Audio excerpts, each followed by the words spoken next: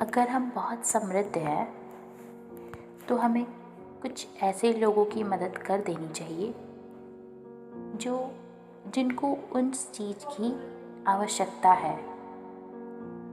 अगर हम उनकी मदद नहीं कर सकते तो हमें उनकी चीज़ों को समझना चाहिए, उनकी भावनाओं को समझना चाहिए।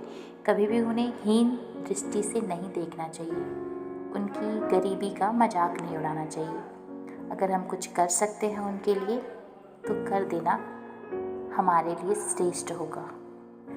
हेलो दोस्तों, मैं हूँ आपकी दोस्त और आज एक और नई और दिल को छू लेने वाली कहानी के साथ आपके सामने हूँ। आज की कहानी है एक गरीब पिता और उसकी बेटी की। एक बार एक गरीब व्यक्ति अपनी बेटी को उसके स्कूल से लेकर शहर के एक महंगे होटल में पहुँचा।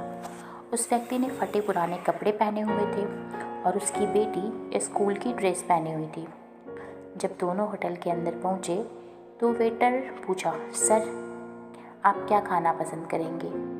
आप अपना ऑर्डर बता दीजिए। तब उस व्यक्ति ने कहा कि आप मेरी बेटी के लिए एक प्लेट पाव भाजी लेकर आइए। वेटर ने कहा, आप कुछ नहीं लेंगे, आपके लिए भी कुछ लेकर आऊं?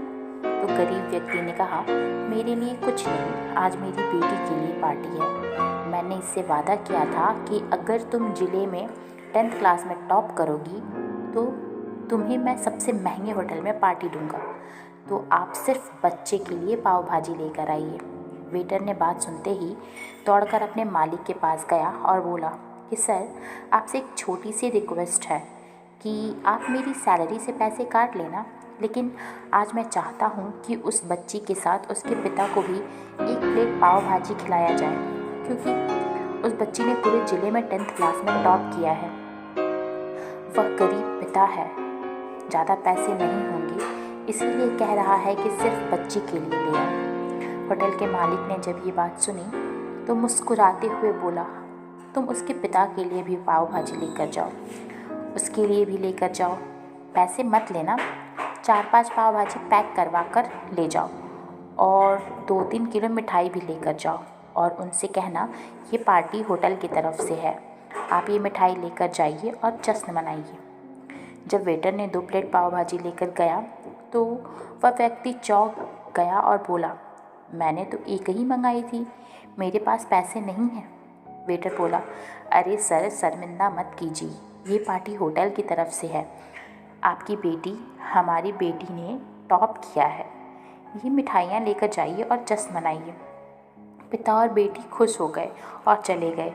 कई साल बाद बीत गए। उस गरीब पिता की लड़की अब यूपीएससी की सब तैयारी करके कलेक्टर बन चुकी थी और इत्तेफाक से उसी शहर में उसकी पोस्टिंग हुई थी। उस लड़की ने जब होटल में सूचना पहुंचा दी कि मैं उस होटल में लंच करने के लिए आ रही हूं, होटल के मालिक ने जब ये सुना तो होटल को पूरी तरह से सजवा दिया। गांव में ये बात पूरी तरह से फैल गई कि कस्बे में सभी लोग उन्हें देखने के लिए आने लगे। कलेक्टर अपने पिता के साथ उस होटल में पहुंची। कलेक्टर ने होटल के मालिक से कहा कि शायद आप मुझे पहचाने नहीं, हम वही पिता पुत्री हैं जो हमारे 10th क्लास टॉप करने पर आपने मुझे पार्टी दी थी। हम वही पिता पुत्री हैं, आज फिर से आए हैं और आज पार्टी हम देंगे आपको, आपके पूरे स्टाफ को और पूरे गांव को, क्योंकि आपने गरीबी का सम्मान किया है। आपने उस दिन जो पार्टी दी थी मुझे बताया कि मुझे कितनी और ऊंचाई तक पहुंचना है, कितनी और बड़ी मंजिल को छूना है। आपने एक नई प्रेरणा दी थी और आज मैं उसी प्रेरणा का एहसान चुकाने के लिए आई हूँ। वो मैडम ये सब कहते जा रही थी और आंसू बहाए जा रही थी।